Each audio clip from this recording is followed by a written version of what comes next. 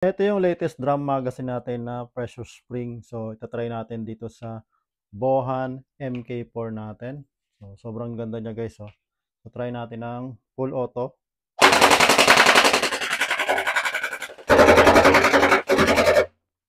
Single shot.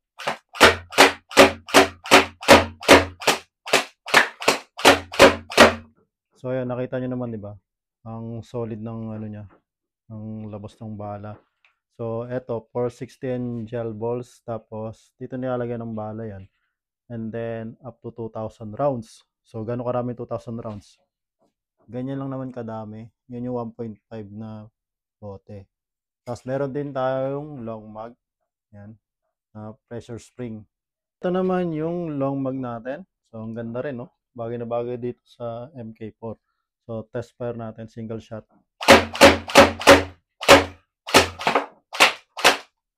Full auto.